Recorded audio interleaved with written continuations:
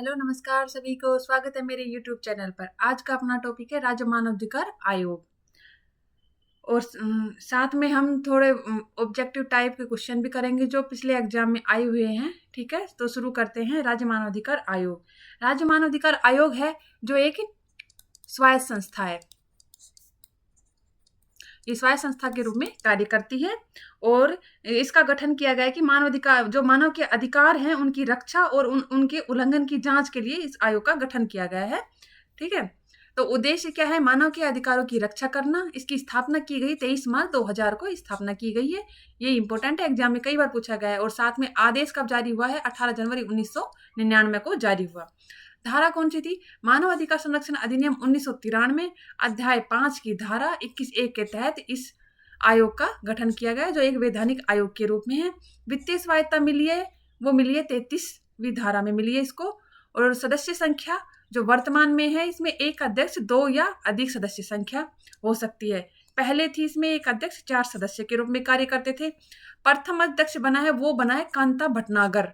और जो वर्तमान में अध्यक्ष है वो है श्री गंगाराम मूलचंदानी है। 2 सदस्य हैं वर्तमान में, श्री अशोक गुप्ता, श्री महेश गुप्ता हैं। योग्यता क्या होनी चाहिए भाई? जो अध्यक्ष के रूप में चुना गया है उसकी उच्च न्यायालय का सेवानिवृत्त मुख्य या अन्य न्यायाधीश के रूप में हो। नियुक्ति राज्यपाल की चयन समिति की सिफारिश पर की जाती है। इस चयन सिफारिश में 6 सदस्य होते हैं। मुख्यमंत्री जो अध्यक्ष के रूप में होता है, विधानसभा अध्यक्ष विधानसभा के विपक्ष के नेता होते हैं, गृह मंत्री होता है, विधान परिषद सभापति विधान परिषद में विपक्ष का नेता होता है। ये एग्जाम में पूछा गया है कि कौन कौन से सदस्य होते हैं जो चयन समिति में होते हैं। सदस्यों के लिए योग्यता क्या होती है? उच्च न्यायालय का सेवानिवृत्त न्यायाधीश या जिला न्यायाधीश के रूप में 7 वर्ष का अनुभव हो, जो सदस्य के रूप में चुना जाएगा। और साथ में उसको मानवाधिकार की जानकारी भी हो। कार्यकाल है सेवानिवृत्ति 3 वर्ष या 70 वर्ष, जो भी पहले होगी वो उसका कार्यकाल होगा। भारत व राज्य सरकार के अधीन कोई धारण नहीं कर सकता। और वेतन भत्तों का निर्धारण करेगी राज्य सरकार करती है। कार्य राज्य या संवर्ती सूची के संबंध में हुए मानवाधिकार के हनन की जांच करना इसका कार्य होता है।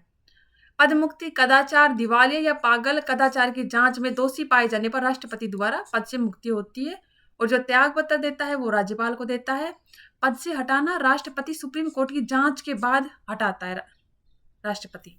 सर्वाधिक कार्यकाल एन.के. जैन का है और न्यूनतम कार्यकाल कांता भटनागर, जो प्रथम व एकमात्र महिला के रूप में अध्यक्ष चुनी गई है। राज्यपाल द्वारा नियुक्त सदस्य कार्यवाहक अध्यक्ष अमर सिंह गोदारा, प्रथम कार्यवाहक जगत सिंह पुखराज सिंह भी सर्वाधिक कार्यकाल सदस्य के रूप में। हनुमान राम कोड़ी कार्यवाहक सर्वाधिक कार्यकाल रहा इसका। महेश चंद्र शर्मा और रामचंद्र झाला।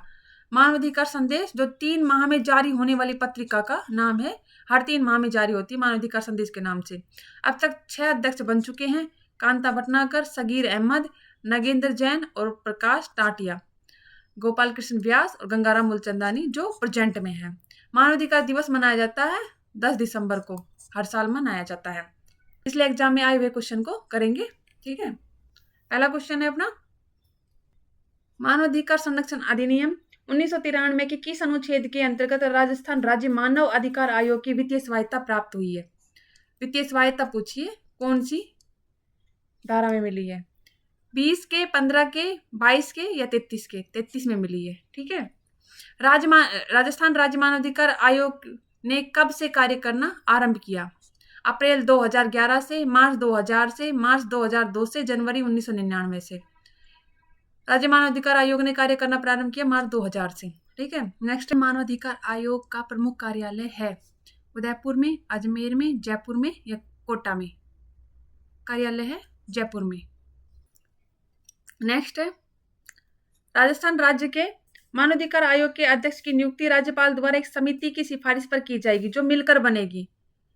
मुख्य न्यायमूर्ति, मुख्यमंत्री, विधानसभा के अध्यक्ष और गृह मंत्री। मुख्यमंत्री, विधानसभा के अध्यक्ष, गृह मंत्री या विपक्ष के नेता, या राज्यपाल, मुख्यमंत्री, गृह मंत्री या वित्त मंत्री, या मुख्यमंत्री, विधानसभा के अध्यक्ष, गृह मंत्री या वित्त मंत्री। इन 4 ऑप्शनों में से बी सही है। मुख्यमंत्री, विधानसभा के अध्यक्ष, गृह मंत्री, विपक्ष के नेता होते हैं चयन समिति में।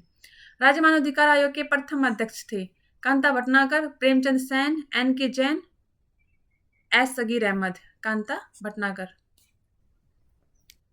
नेक्स्ट है राज्य मानवाधिकार आयोग का विन्यास है एक अध्यक्ष व 3 सदस्य, या एक अध्यक्ष उपाध्यक्ष एवं एक सचिव, या एक अध्यक्ष एवं 2 सदस्य, या एक अध्यक्ष एवं 4 सदस्य। इसका उत्तर एक अध्यक्ष साथ में 2 सदस्य होते हैं। नेक्स्ट है राजस्थान मानवाधिकार आयोग के किसी सदस्य द्वारा अधिकतम किस उम्र तक पद धारित किया जा सकता है?